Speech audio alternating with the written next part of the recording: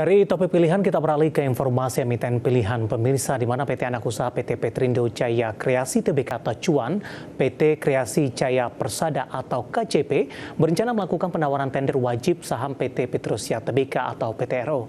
Cuan menetapkan harga pelaksana penawaran tender wajib di Rp3.543,25 per sahamnya.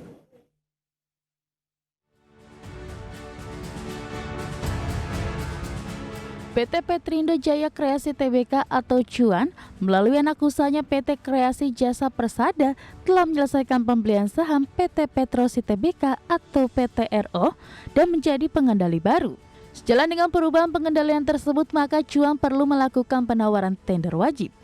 Berdasarkan prospektus anak usaha Cuan, PT Kreasi Jaya Persada akan melakukan penawaran tender wajib sebanyak-banyaknya 106,55 juta saham yang dimiliki oleh pemegang saham yang ditawarkan, atau setara dengan sebanyak-banyaknya 10,56% dari jumlah modal ditempatkan dan disetor PTRO. Adapun jadwal tender wajib adalah 30 April sampai 29 Mei 2024 sebagai periode penawaran dengan tanggal penyelesaian di 5 Juni 2024. Setelah transaksi tender offer selesai dengan asumsi seluruh pemegang saham yang ditawarkan melaksanakan hak, maka kepemilikan PTRO yaitu PT Kreasi Jaya Persada 44,56%, PT Caraka Reksa Optima 34,90%, PT Sentosa bersama mitra sebesar 18,85% dan saham Triseri sebesar 1,69%. Tender wajib akan membuat PTRO tidak memenuhi ketentuan pasar modal mengenai free float 7,5% dan jumlah pemegang saham paling sedikit 300 SID. Sehingga PT Kreasi Jaya Persada atau KJP akan melakukan penjualan kembali saham sehingga ketentuan free float akan terpenuhi. Dalam hal pelaksanaan penawaran tender wajib mengakibatkan kepemilikan saham KJP lebih besar dari 80% dari modal TTRO. KJP akan menjual dan mengalihkan kembali saham PTRO sehingga kepemilikan masyarakat minimal 20%. Berbagai sumber, IDX Channel.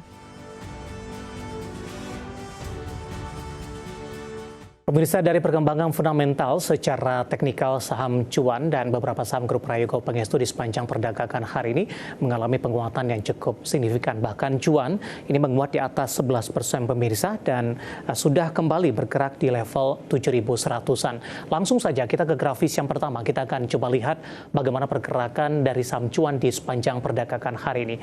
Di penutupan pekan lalu, saham Cuan ditutup di level 6.375. Pembukaan pada sesi pertama pada pagi tadi menguat di 6.400, pada pukul 10 menguat di 6.700, bahkan di 11.20 ini menguat hingga ke level 7.175, level intraday tertinggi di sepanjang perdagangan hari ini.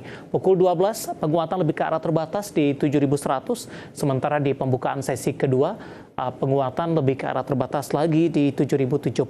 Namun posisi saat ini saham Cuan kembali mengalami kenaikan yang cukup tinggi di 11,76% dan berada di level 7.125. Kita akan coba lihat grafis selanjutnya pemirsa, bagaimana pergerakan saham Cuan di beberapa bulan terakhir. Dapat Anda saksikan juga grafis di layar televisi Anda pemirsa. Pergerakan saham Cuan setelah menembus ke level tertingginya all time high, kemudian lebih cenderung tertekan.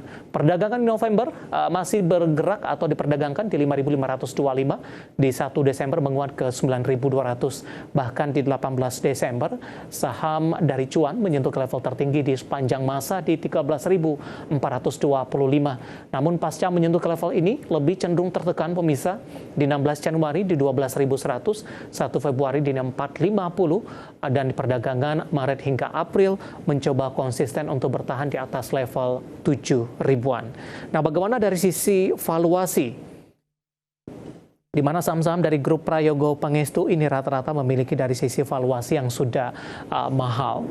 Kita ke grafis selanjutnya, kita akan coba lihat dari beberapa indikator yang ada. Price earning ratio-nya sudah berada di atas 300-an, 334,91 kali, PSR-nya di 53,42 kali, PBV-nya di kisaran 47,72 kali, sementara PCFR-nya minus di 4671,85 kali. Ya, kombinasi secara fundamental, teknikal, dan juga dari sisi valuasi, dan semoga bisa menjadi salah satu referensi untuk Anda.